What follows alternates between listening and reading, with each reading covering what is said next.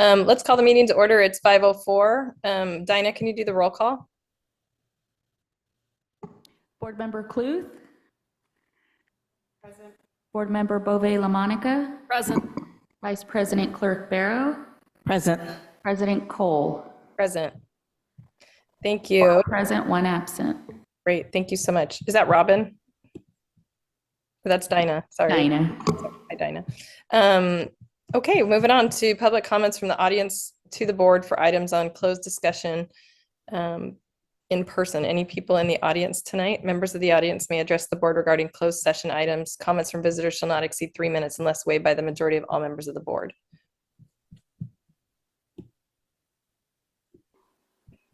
No public comment. Okay, thank you, Dinah. All right, I'll adjourn the closed session and we will adjourn to closed session.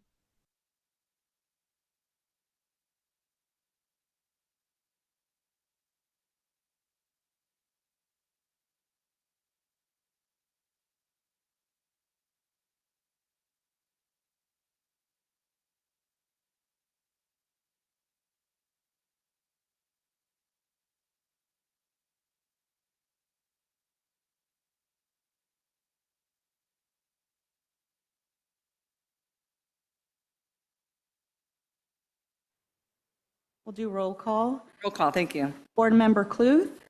Present. Board Member Bove-LaMonica? Present. Vice President Clerk Barrow? Present. And President Cole is standing by. Okay, so the report from the closed session is that the board by a 4-4 majority vote decided to initiate or intervene in a legal action, Power School data breach litigation. The action that, I have a coconut in my throat. The defendants and the other particulars shall, once formally commenced, be disclosed to any person upon inquiry, unless to do so would jeopardize the district's ability to effectuate service of process on one or more unserved parties, or that to do so would jeopardize the district's ability to conclude existing settlement negotiations to its advantage. The members voted as follows. Board Member Reed Cluth, yes. Board Member Bove-LaMonica, yes. Board Member Barrow, yes. And Board Member Cole, yes. Board Member Van Landingham is absent. So now we are going to go to the flag salute. Please stand for the flag salute. Oh, begin. I pledge allegiance to the flag of the United States of America and to the republic for which it stands, one nation, under God, indivisible, with liberty and justice for all. I hate seeing the back of my hand. Okay. Okay, so I need an approval of the agenda. I make a motion to approve. Okay, motion, thank you. Second. And second from Carol, thank you. All in favor? Aye. Aye. Okay. Announcements, first from Hermosa Valley Student Council. Hi everyone, I'm Claudia Serna, Valley Student Council representative. We're excited again to be here tonight and update you on what has been happening at Valley. Well, there's a lot happening around campus. Trimester 3 has begun and many students started their new electives. In STEAM, with Mr. Kaplan, 7th grade students are creating mini golf courses out of homemade materials. 8th graders are building and coding robots and getting ready to put their robots to the test. In video production with Ms. Cox, students are working hard to create morning announcements and are also learning how to conduct on-camera interviews. In art with Ms. Ripley, 7th graders just completed a comic project and 8th graders are creating 3D stop-motion animations about community issues to raise awareness. Hello, I'm Eleni Costas, a student council representative. In classes with Senora Infantino and Senora Gibson, students are learning all things Spanish. Some classes just finished a project where the students designed their own food truck from a Spanish-speaking country of their choice. Other classes created scripts and acted out restaurant scenes while using props. More Spanish skits will be happening in classes tomorrow. Hi everyone, I'm Maria Costas, Valley Student Council's Vice President. And in band, Dr. Clemens and his students are gearing up for some more performances. The band has recently performed at the Empty Bowls fundraiser and are now preparing for their concert on May 20th. and for the Forum Festival on May 30th. After the students finish their performance at the festival, they will spend the rest of their day enjoying Knott's Berry Farm with their bandmates. Good luck to our Hermosa Valley Band. Hi, I am Presley Clancy Simon, Student Council Representative. Last week, Hermosa Valley hosted its first ever Scholar Quiz, where participants answered a mix of academic, pop culture, and current event questions. Students chose their own team, captains, and groups of 4. They went on to compete throughout the week using a March Madness brackets elimination style, and by Friday, only 2 teams were left, a 5th and 6th grade team and a 7th and 8th grade team. In the final moments of the competition, the 5th and 6th grade team won. Any student who watched Scholar Quiz throughout the week would agree that it was an impressive amount of knowledge on display. Very cool. Congratulations to the winners, and thank you to everyone who helped make this event possible. And a special thanks to Study Head Tutoring for generously sponsoring this event. We are already looking forward to next year's competition. The Dolphin Dash at Valley was held last Friday, and students had a great time jogging to help the HVPTO raise funds for our schools. Thank you to everyone who volunteered their time, and a special shout out to Coach Vasquez, who MCD'd the event. The students had a blast. Yesterday, 8th grade students who have decided to attend Maricosta High School met with their counselors to look over and choose classes. It was an exciting day for 8th grade, and they took forward to all upcoming events at the end of the school year. Thank you again for allowing our student council to share what is happening at Valley. We look forward to sharing more information with you next month. Thank you. Oh, sorry. Hi, I'm Olivia Janella, Valley Student Council Representative. Great job. Thank you guys so much. It's always a pleasure having the student council report on what's happening at Valley School. Next, we're going to have the HVS Science Olympiad competition team recognition.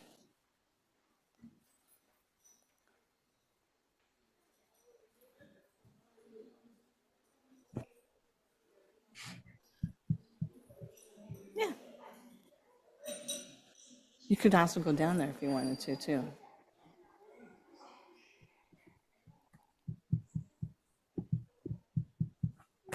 All right, good evening, everyone. We're really excited to be here to represent the Science Olympiad team at Hermosa Valley School. We had our regional competition earlier this year where we competed against schools from all over Los Angeles, 43 other schools, and we ended up placing 11th out of the 43, which is fabulous. We were really excited and wanted to honor a lot of our members of our team, and so we have many of them here with us tonight. So I'm going to start reading from the names. You guys can come up when your name is called to receive your recognition. All right, first we have Orion Albrecht.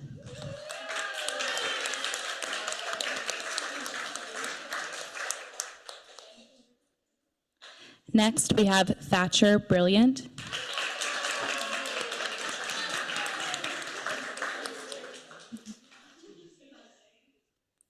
Next, we have Kevin Caldwell.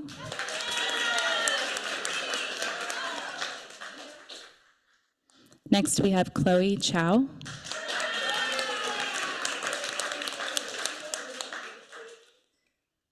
Next, we have Presley Clancy Simon.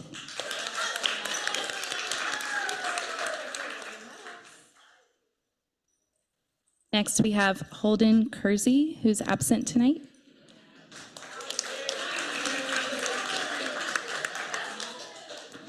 Next, we have Jack Dong.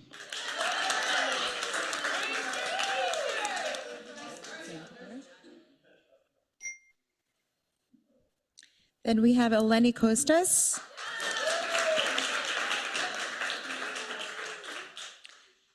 Next, we have Maria Kostas.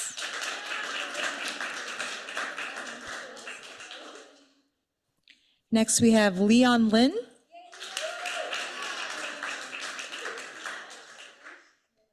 Next, we have Leo Lin.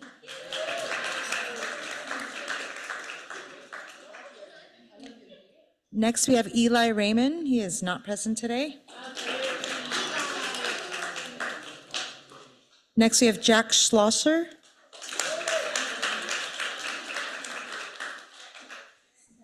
Next, we have Cole Shaw, who is also not present.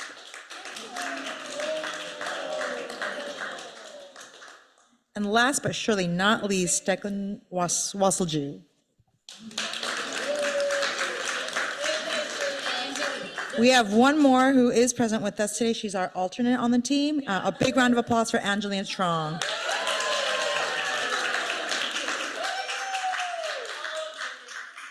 And the following are also alternates who could not be present today. Helena Dunbar, Artha Patel, North Rettenmeyer, Anya Sarcino, and Anna Shaw. Before we take a picture, I just want to give a big shout out to these three amazing coaches. Big round of applause to your coaches. It is no small feat putting together a team of scientists and engineers to try to compete against the best and the brightest. And it takes a lot of effort, even amazing retired effort that continues to come back. And super funny story, we met because I started the first Science Olympiad team at Miracosta because your students said, how could we not have a Costa team? And then she came and dropped off all of her stuff to me to start the next team. So I hope that many of you continue in your pursuit of Science Olympiad knowledge and look back on your time with these three amazing science teachers. I hope you know how proud we are of you. I love the gear you're wearing too. Congratulations on all of your success.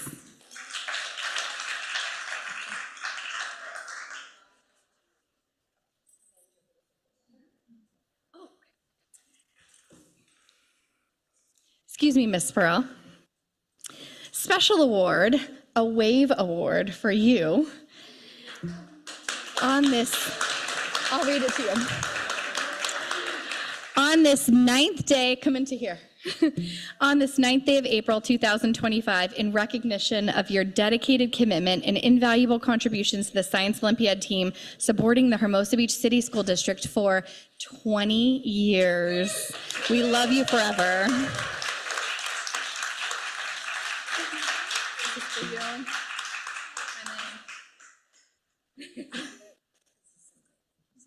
Absolutely. Very well. You want to take pictures? Yes. With you. Go with the kids.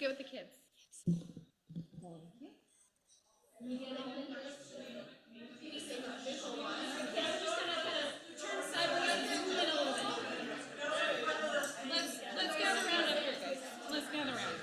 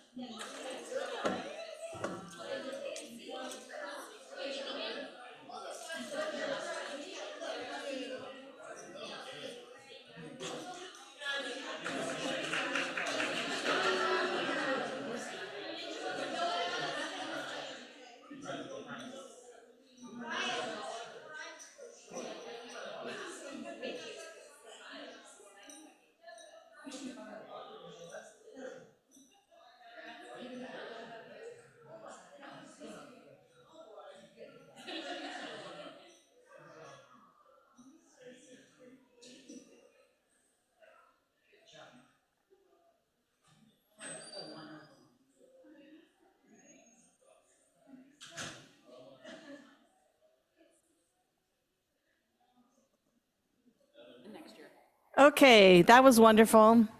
And I loved seeing Miss Burrell because I used to teach with her and she's just amazing.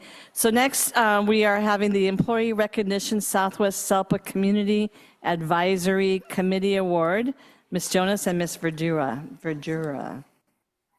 Sorry. You got it. Did it? Okay, good. So the Community Advisory Committee serves as an advisory capacity to the Southwest SELPA regarding community opinions, concerns, suggestions pertaining to special education and related services to students with disabilities. So annually, the Community Advisory Committee, I always call it CAC, so I got to remember to say the whole name. The CAC, in collaboration with the Southwest SELPA, asks parents and students to nominate outstanding individuals who support the academic, social, and/or emotional growth of students with disabilities.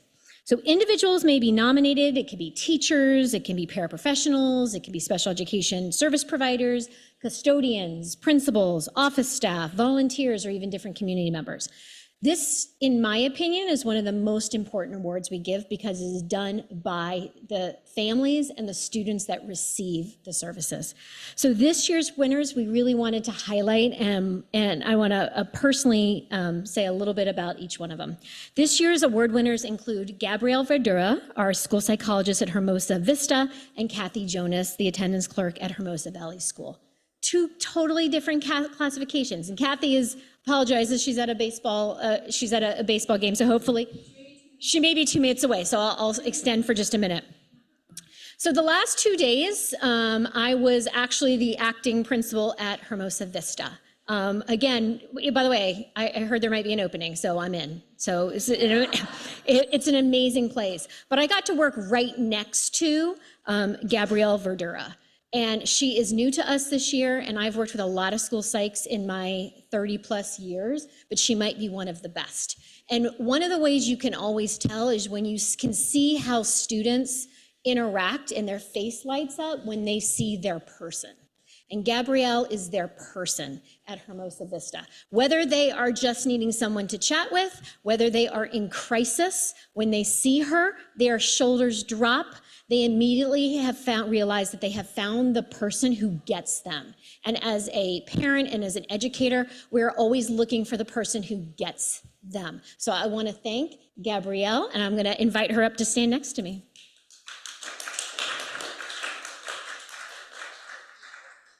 My pleasure. So I also, she's not sliding in here yet, but I don't want to forget Kathy Jonas. So when we think about a school office, the power of the school office, the first person you see coming in, oftentimes you're seeing the smiling faces of kids coming in, getting checked out, but you're oftentimes that first person who is the person you connect with when you might be in crisis, whether you're running late, whether there is something going on that's making school hard. And Kathy Jonas is the person who also helps shoulders drop. She's the person kids seek out. She is the person staff seek out, families seek out. So she is a safe space and a safe person for folks to connect to. So I don't want to forget Kathy. We'll stop when she comes through, but we'll take a picture when she gets here. But a big, huge thank you to both Kathy and Gabrielle for being recognized by our families. Mm-hmm.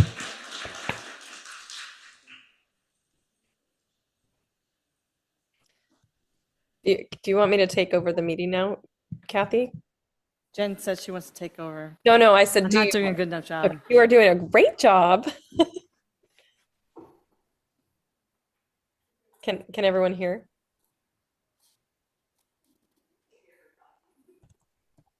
Can you hear me, Maggie?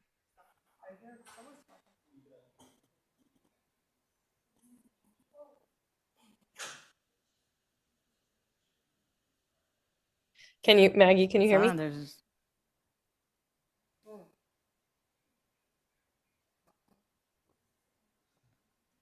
You can keep going, Kathy. Okay, Kathy still on. Can you hear me? Can you hear me? She'll either chime in or not. Let's just keep moving. Okay. Keep So moving. next we have public comments, and Dinah, do you have any public comments? Oh, Kathy. Well, pause for a moment. Great.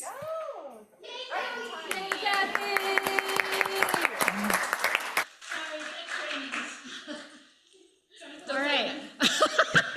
All right. Can I just say one thing? You can say one thing. Okay. I'll keep this really short and sweet. Kathy Jonas, who just arrived from a very intense baseball game, is simply the face of the franchise.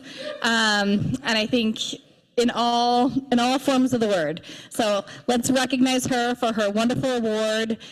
given by our special education students and families, which is so incredibly important. So Kathy Jonas, come on up.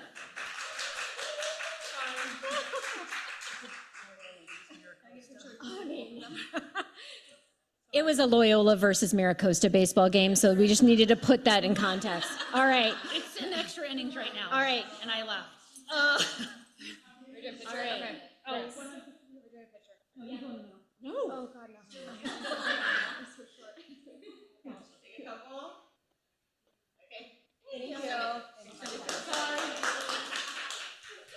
And the ex-Hermosa kid is pitching right now. For Maricosta.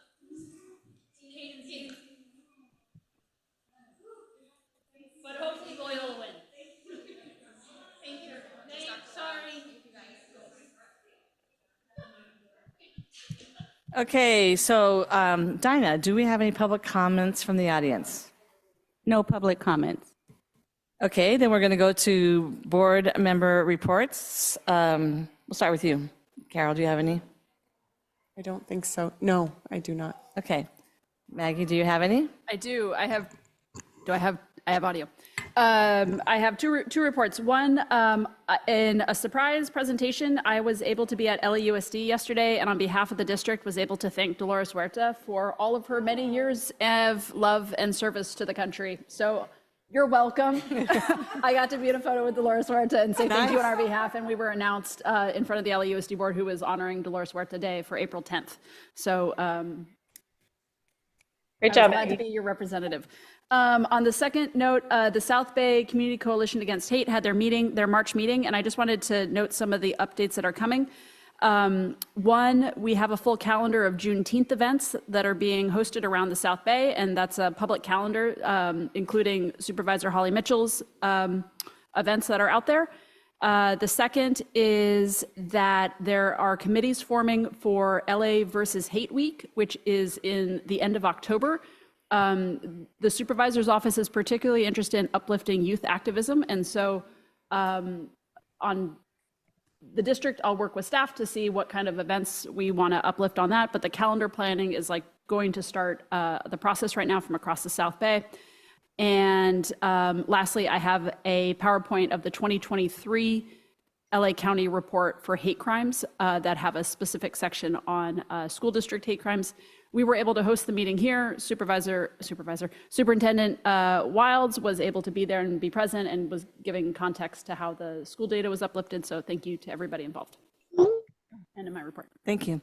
And I'm just going to report from the Language Arts Adoption Committee that we did adopt a curriculum that's now being kind of walked through with the rest of the staff and other committees. I think the Equity and Inclusion Committee is also going to be reviewing it to make sure it's kind of falling in line with what their work is all about. So do we want to say what we chose? Sure. Wit and wisdom. And geodes. And geodes. Okay. Oh, we did geodes too. Yes. Okay. I didn't. Okay. Oh, I know why. Yeah. Okay. So, I mean, the whole process was amazing and I learned a lot, and it was a very arduous process. We figured out what we really needed to have in our curriculum so that the student, each and every student can learn everything that they should be learning. And I'm happy, I was really happy to be part of it. All right? Thank you. Okay. So next we go to reports to the board and discussion. Okay, Jen. Oh, I forgot about Jen. Sorry. Jen, go for it. No problem. Can you hear me? No. Oh. You can or cannot. It's okay. I'll just call you, Maggie.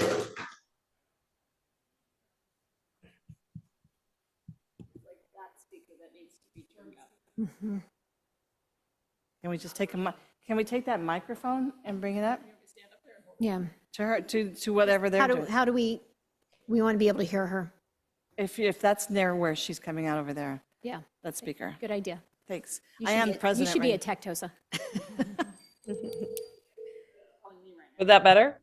Yes. Yes. Okay. Yes. Should I stay on phone with Maggie or just go to wherever you all are? Okay. I don't think it's the phone call. I haven't picked up with you. Okay, great. I just wanted to thank, sorry everyone for the, any of the additional stress of being online. Not I stressed. wanted to, and thank you, Kathy, for just taking over. Oh, yeah. I wanted to tell everyone we went to the AI conference with Lako put on, which it was Dr. Wilds, Ms. Gluck, Aaron, myself, and I'm sorry, I'm just forgetting his name right this second. Jorge. Jorge, sorry, thank you, and Jorge. And so it was great to have that team of people there. We listened to some great experts about what's happening in the world of AI and how Lako can support us. And there's all sorts of notes from that meeting that are mind blowing and exciting, and things that I think Susan will be able to share with all of you. I'm not sure it got shared yet. Did it get shared yet in one of the Friday updates, Susan? Not yet. Yeah.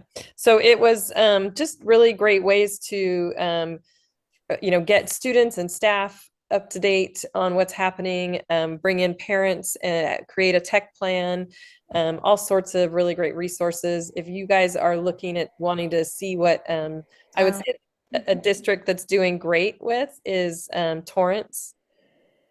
Unified is doing a really great job. Can you guys hear me still? Yes. It's Kathy doing a thumbs down to AI, so she's got to come with No, us. no, I'm saying turn the volume down because it Oh, got really loud. Sorry, I got excited. I love it.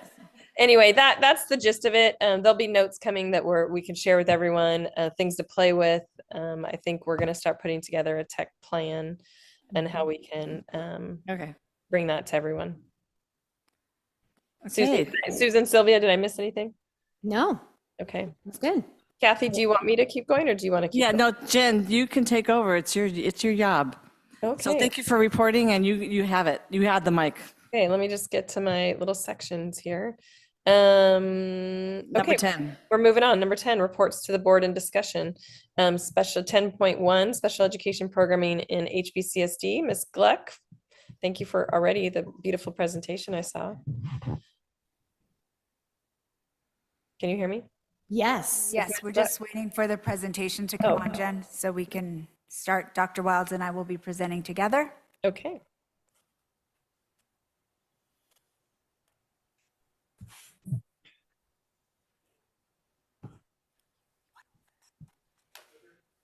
Yep.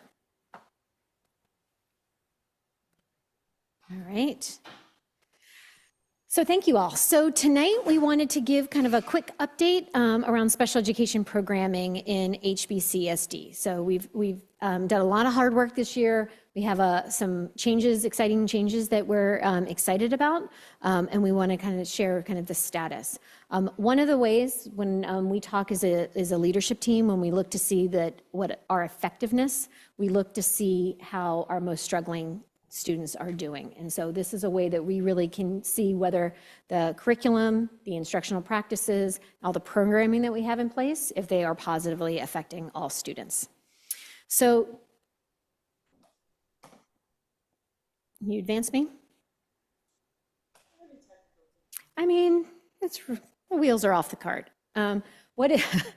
So just to give just a context, what is special education? So special education refers to specifically designated designed instruction, support, services provided to students with disabilities to help them access and benefit what's happening in general education curriculum. It's tailored to meet the unique needs of students, so it's not a one-size-fits-all, and it really is dependent upon each student, what their needs, their disability, ensure that everyone has equal educational opportunities in the classroom. So we wanted to give kind of a little profile by grade levels, so hopefully they can kind of clear this, but we wanted to kind of share our percentage. So in Hermosa Beach, we actually have what's considered a very low percentage of students with disabilities. Just for context, surrounding districts will range anywhere from 12 to almost 18%, depending on the district. So we are at just under 11%. Our highest populations are sitting in some kind of unique grade levels right now. So we have higher numbers in 4th grade, 7th grade.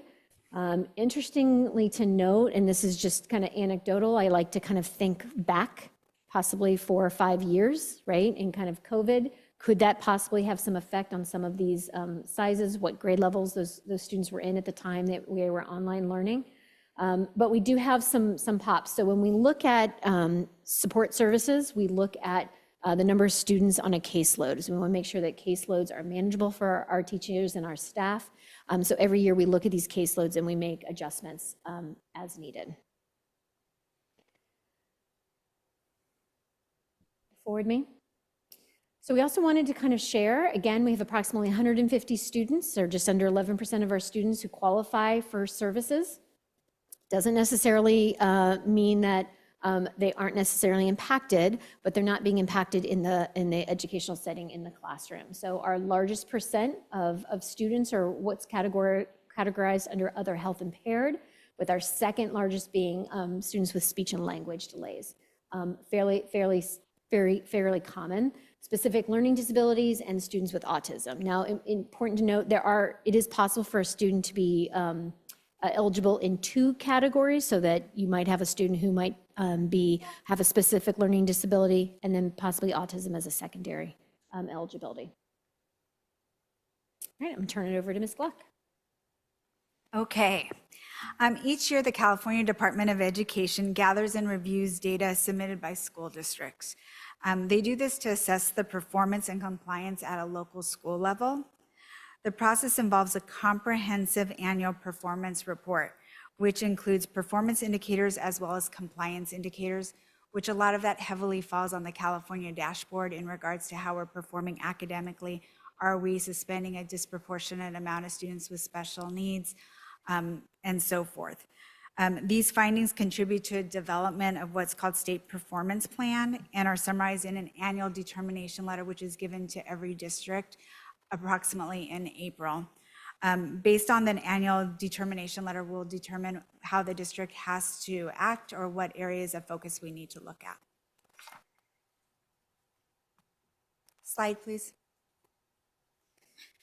The results of our annual determination letters inform us of our status. I'm happy to report that we are on compliance only.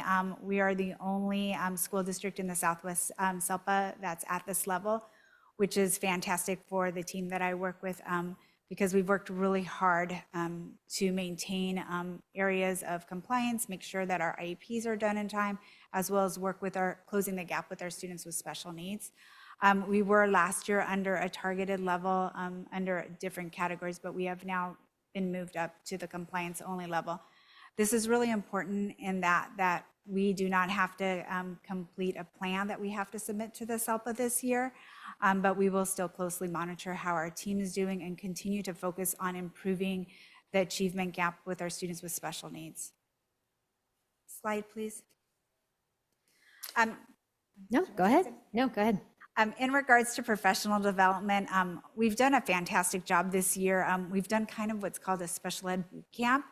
So it's focused on the following areas: compliance, inclusion, achievement, and collaboration.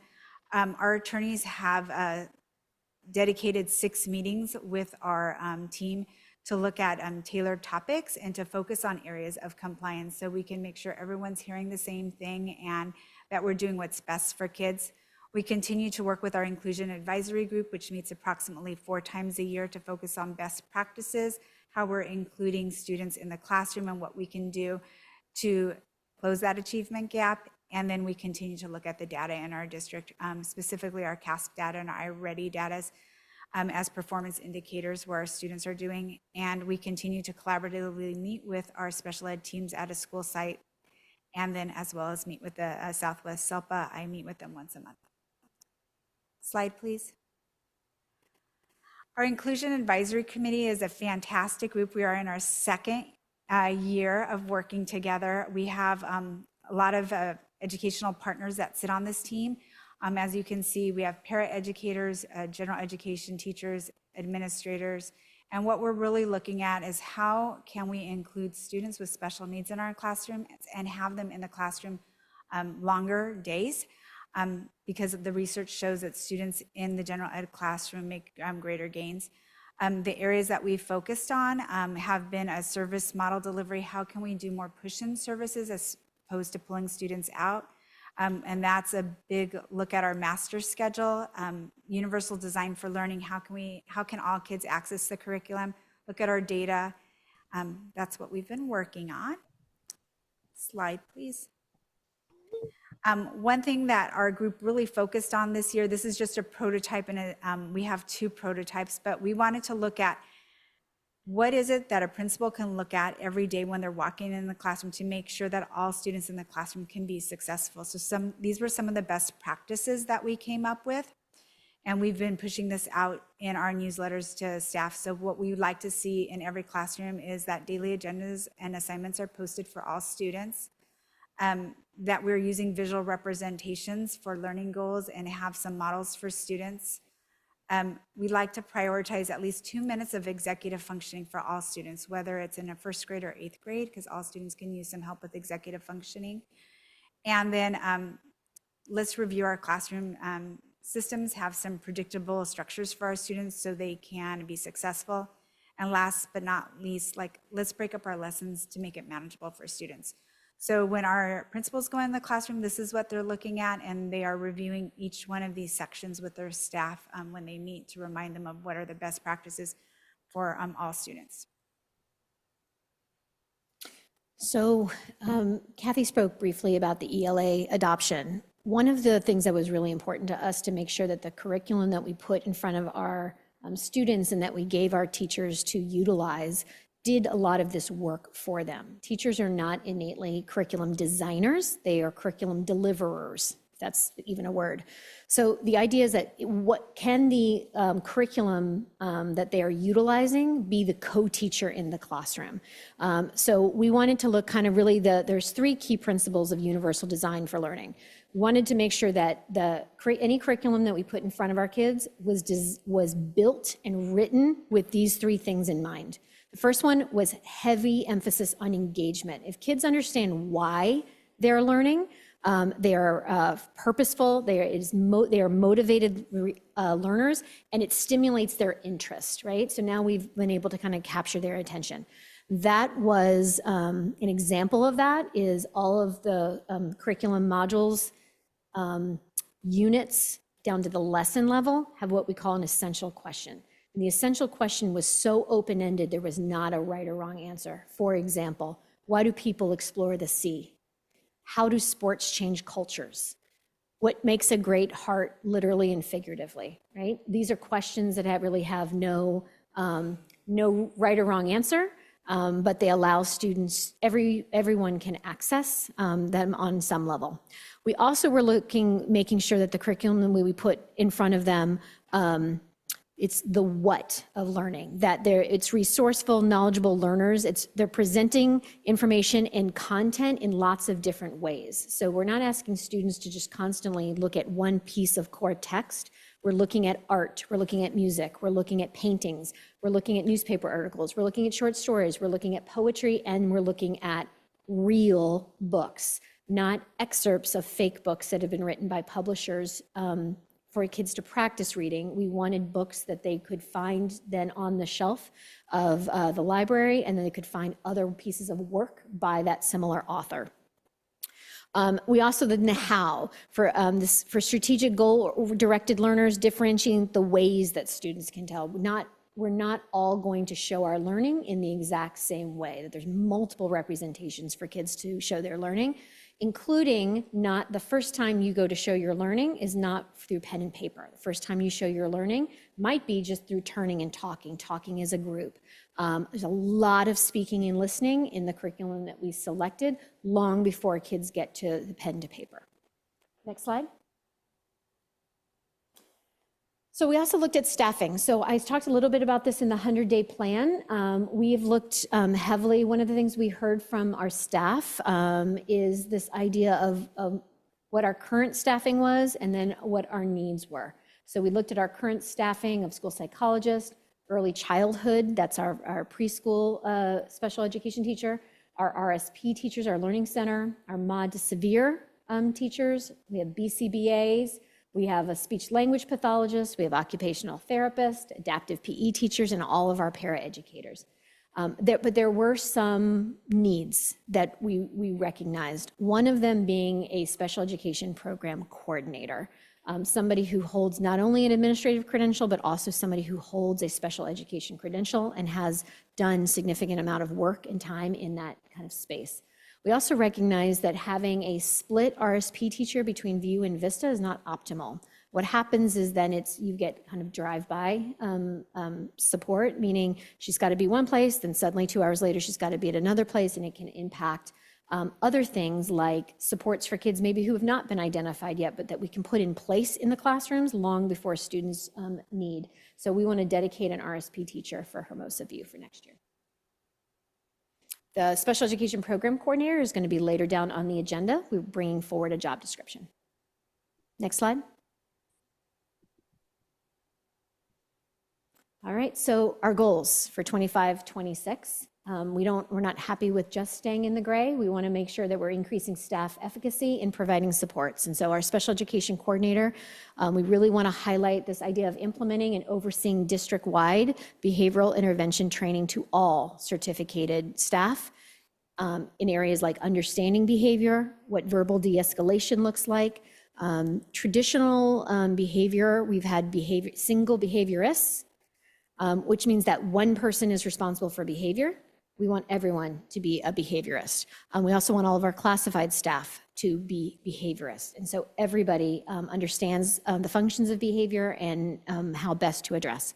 We also want to support the Tier 1 implementation of ELA curriculum for diverse learners and supports, making sure that this special education coordinator is going to be able to highlight for teachers where the moves are in the curriculum that are really important for not only our students with special needs, but also our English language learners.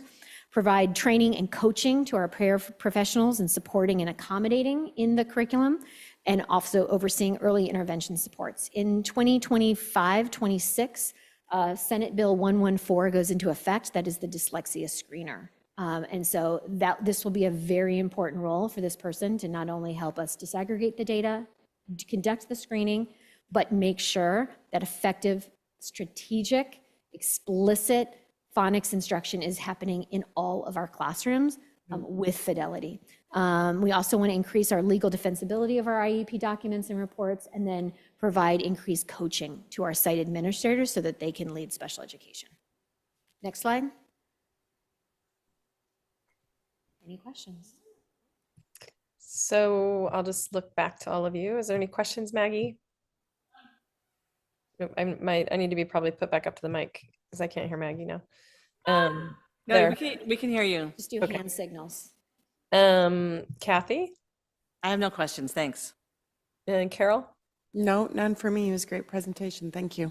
Yeah, it's great. I think it's a great, thank you, Carol. I think it's a great use of our time and money to support this. So great choices and great goals in terms of like 2025, 2026. I think it'll really pay benefits for us. Okay, let's move on to consent. Can I? We just have a quick superintendent report. Oh, I'm so sorry, Dr. Wild. That's okay. That's okay. I just have two quick things. 10.2 superintendent report. I just have two quick things. One is just a reminder that the ELA adoption process is into the next phase. That means all materials are currently on display for the public, for the community, for parents and families. Please come in. We've got a form to fill out if you want to give us feedback, and it's open daily from 8 to 4. So come on in and kind of check out the books. And then I also want to thank everyone who completed the strategic planning survey. We had over 860 respondents. So over the next few weeks, Sylvia and I will be disaggregating that data, and so we'll bring it to the board at our next workshop. Great. That's awesome that many people. And how many of those people were students? A large, about 350 is what I pulled out earlier today. Great. Can I ask a question? Sure. If people want to come and look at the books, where do they do that? Or is it the grade appropriate at each campus? Nope, it's all at the district office. So you can just stop by the district office, pop in, let Paulette know you're there. She'll come grab us, and it's all laid out in our conference room. And you can look through all of the grades. We felt that we didn't want parents to have to travel between That makes sites. sense. So we wanted them to be able to see everything. Okay, thank you. Come on by. And thank you to everyone who was on that committee too. That's a lot of work and a lot of like good thought and leadership on that. So thank you, Dr. Wilds. Okay, well, we'll move on to consent. There's quite a few things on the consent agenda. Any questions about the things that are on the consent agenda? I make a motion to approve. Thank you, Maggie. Do I have a second? I'll second it, Kathy. Thank you, Kathy. All in favor? Aye. Okay. And thank you again, Dr. Wiles, for the new program of looking through the all the board policies. I think that's super helpful as someone who reads those things. Great. Okay, moving on to, am I on, Well, is business part of the consent agenda? Just, it's 11. Yes or no? Yes, you're going to 12. 12.1. Action item. Okay, cool. Action items. Superintendent, 12.1, legal services agreement with Franz Law Group for purposes of Power School data breach litigation. Dr. Wiles. Absolutely. So this is a contract between HBCSD and the France Law Group to represent and provide legal services in connection with pursuing claims in any form for damages associated with the Power School data breach litigation. Staff recommend you approve this contract. Thank you. Any questions? None. Carol, Kathy, Not for me. Maggie? Okay, great. Let's, can I get a motion? So moved, Kathy. Thank you, Kathy. I'll second. Thank you, Carol. All in favor? Aye. Aye. Moving on to business, 12.2, to approve to approve the pool of architect firms for Measure HB related construction projects. Ms. Montalvo. Thank you. The district received proposals from 9 firms. These proposals were screened by a review panel. The most qualified candidates were interviewed. After screening, 4 firms moved forward to the interview phase.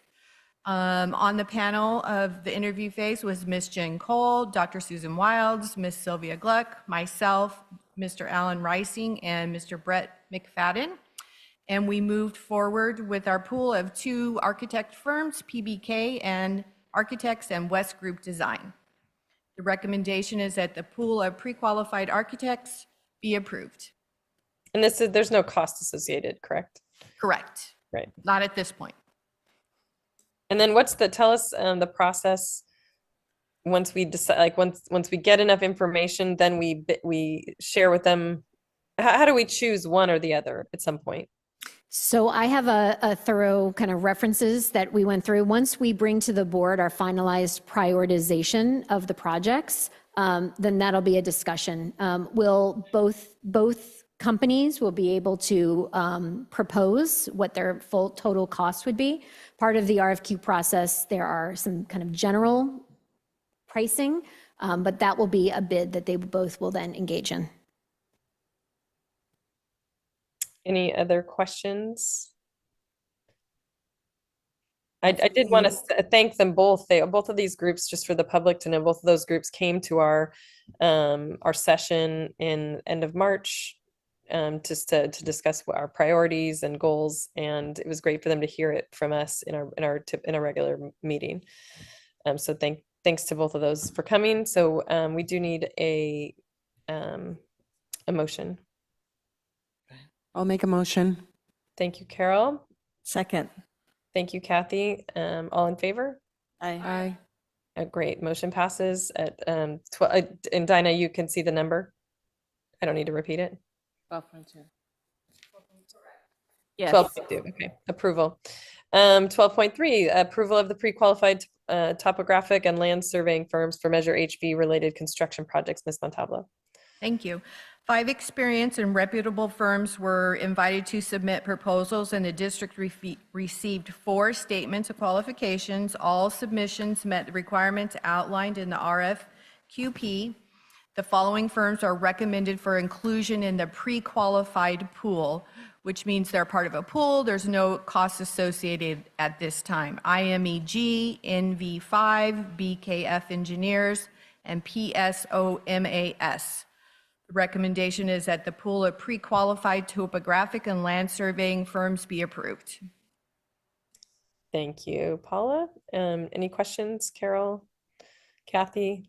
Nope. Maggie? None. All right. Can I get a motion, please? So moved. Thank you, Kathy. Second. Thank you, Carol. All in favor? Aye.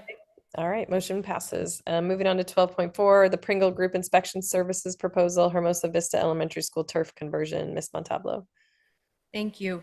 The recommendation is that the inspection services for the turf project at Hermosa Vista be approved. We have used Pringle Group Inspection Services for all the Measure S projects to this date. So they're a very reputable firm. Great. Thank you, Paula. Any questions?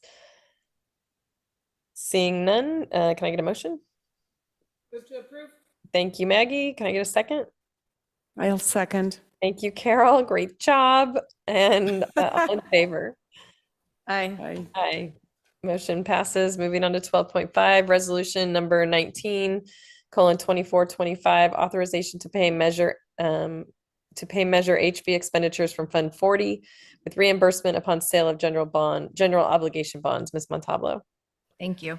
To keep our general fund reserve balance at a higher level, I identified Fund 40 as a fund that we could temporarily borrow from until we have bond proceeds. So using Fund 40 allows the district to maintain project momentum without unnecessary delays while waiting for the bond. The resolution number 2024-25 authorizing the temporary use of Fund 40 for Measure HV expenditures with reimbursement from bond proceeds upon sale and issuance be approved and adopted. Makes sense. Yeah, thank you so much for bringing that, Paula. I have a question for Paula. Yeah, thanks, Paula, for bringing this forward. Is that what normally funds that fund? Fund 21. Measure HV will become part of Fund 21. Sorry, Fund 40. Is that Fund 40 is capital assets, capital projects, and currently we haven't been using that money, but it is there if we need to use it for any large projects, to buy a district vehicle, something like out that. of our general reserves? It's a separate fund, and the balance that is left is from the sale of property to the city. Got it. Okay. Thank you. That's interesting. That's a good question. Yeah. Thank you, Maggie. I have a lot of good questions. You do. Keep going, girl. She's my idol. Any other good questions from anyone else that would like to try to champion or beat Maggie's questions? Not after that. Hey, impossible to beat Maggie. All right. Can I get a motion, please? So moved. Thank you, Kathy. Can I get a second? Second. Thank you, Maggie. All in favor? Aye. Aye. All right, 12.6, increase purchase order limit increase, Ms. Montalvo. Thank you. We're recommending that the increase of the purchase order limits be as follows: $25,000 for supplies, furniture, and equipment, and $15,000 for repairs and landscaping and other services to be effective April 9th, 2025, be approved. This will allow the district to move forward in a more timely manner and not have to wait for our monthly board meetings to bring items to the board for approval. What are we currently at right now, and is there a standard for other districts? Currently for supplies, furniture, and equipment, we're at 20, so it's a $5,000 increase. Oh. And for repairs, we're at 10,000, so a $5,000 increase. Yeah. And just, for example, in Redondo, it was 50,000. Yeah. I want to be sassy and say, I want to meet every single time. Are there any questions from the board? No questions. No questions. Any other comments? No. No. Okay, do we want to make a motion? I'll make a motion to approve. Okay. I'll second. Thank you, Carol. All in favor? Aye. Aye. Moving forward, agreement with Food Finders Food Diversion Program, Ms. Montalvo. Thank you. As part of California Senate Bill 1383, the district is joining the ranks of the food diversion program, and we're going to work with food finders to come weekly to each site and pick up leftover food to supply to needy families, agencies in our area that we can help out with. So I recommend the approval to be in compliance with SB 1383. Great. How, Paula, can you tell us why we wouldn't have been doing that before? The law just went into effect a little over a year ago when the trash sorting came to Hermosa Beach through Athens. The city is now working with us. We've had a little bit of a trouble finding an agency and getting back to us because I've been working on it for about 9 months. So they just got back with us. So we're so excited that we can now participate. Oh, good. Amazing. Great. Can I get a motion? I'll make a motion. Thank you. I'll second it. Thank you, Kathy. All in favor? Aye. Sorry, I did have another question. How does it get, what happens? Tell us what the process is at school. So Luis Cuevas, which is the food service supervisor, will work with each site on a weekly basis. I'm thinking that it's probably going to be Thursday or Friday towards the end of the week so that they can get the leftover shelf goods, fresh fruit, any milk that would expire over the weekend or in the next few days that we wouldn't be able to use. So food finders will send a truck, a refrigerated truck to each site to pick up. Awesome. I love that. Yeah, that's a great idea. Yeah. All right. Moving on to 12.8, consultant agreement for special ed services, Ms. Clark. The district is in need of an independent education evaluation for a psychological assessment. Antonia Glauacki meets the criteria for a qualified assessor, so it's recommended that the board approve or ratify the consultant agreement for this assessment. Okay. Any questions? Comments? Nope. Can I get a motion? I move to approve. Thank you, Maggie. Can I get a second? Thank I'll you, second it. Kathy. All in favor? Aye. Aye. Moving on to 12.9, the contract for retro commissioning process with Richard Heath and Associates Incorporated, RHA. Ms. Montalvo. Great. As you know, we've been working with RHA on the Hermosa View project. The primary objective of this project is to evaluate, troubleshoot, and enhance the HVAC and control systems to align with the original design intent. So the retro commissioning project is in full force. We've got a lot of work to do ahead of us, and we're looking forward to working with RHA. Great. Any questions? Not for me. Me either. Maggie? Okay. Can I get a motion? I'll make a motion. Thank you, Carol. I'll second. Thank you, Kathy. All in favor? Aye. Number 12.10, agreement with Kroll LLC. Ms. Montalvo? Thank you.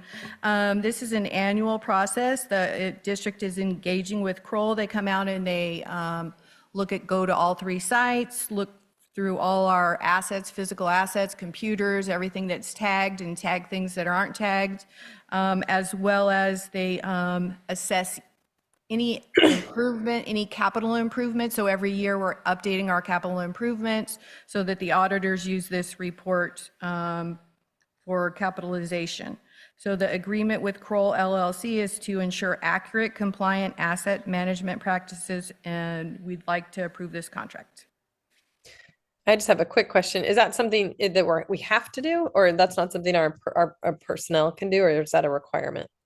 It's a requirement for the auditors. We do it every year. Yeah, no, I know. I just always ask the same question because we're not huge as an organization, and we do have, I just didn't know how it works. Okay. Can I get, anyone else have a question? No questions. Nope. All right. Can I get a motion? I'll move. Thank you, Kathy. I'll second. Thank you, Carol. All in favor? Aye. A motion passes. Personnel at 12.11, administrative employment transaction and revised certificated administrative salary schedule for a special education coordinator, Dr. Wilds. Yes. So one of the learnings that I shared a few board meetings ago from my first 100 days was the need to increase support for special education programming within the district. This position will increase district capacity to respond to the unique and individualized needs of students with disabilities while working to ensure legal compliance and increased inclusive practices. The position will also oversee our multi-tiered systems of support throughout the district and help us remain in compliance with Senate Bill 114. And I do want to note The funding for this was really the work of Dr. Jason Johnson in his work with the Southwest SELPA to ensure more equitable distribution of funding that's coming in to our area. Staff recommend you approve this job description. And then we had a slight correction. We had to correct step 6 of what we brought to you last time. We forgot to, the step 5 and step 6 were listed as the same. So we've just corrected that here. Thank you, and thanks again to Dr. Johnson, because this is a big change for us. A big win. Yeah, it's a huge win. So it's definitely helping save money and get a new person potentially in this role. Any questions? None for me. It's definitely needed. Yeah. Nope. Maggie? Even though I can see you from right here. I know you can't see me, but I can see you. All right. So I'll move to approve it. Thank you. All in favor? We need a second. Sorry, I'll second it. Thank you, Carol. All in favor? Aye. Aye. All right, moving on to board member roundtable. If you're starting with me, I don't think I have anything tonight. I have nothing for the roundtable. I wanted to give a big thank you to PTO for Dolphin Dash. I got to go out and watch at Vista this past week, and last week, and it's such an amazing thing to watch these kids run laps and have fun. So thank you to PTO for making it a joyous fundraiser for the district. Great. And then just remember, Hearts of Hermosa is May 10th. I know that's coming up, and you can buy tickets, and it looks like it's going to be amazing. They have a really great promo for it, so that's going to be fun. And I don't have anything else on my end. Dr. Wiles, you have anything else? Nothing for me. Okay, well, on that note, it's 7:12. I make a motion to close the meeting. Thank you, Maggie. Can I get a second? I'll second it. Thanks. All in favor? Aye. Aye. All right. Meeting's adjourned. Meeting's adjourned. Oh, wait.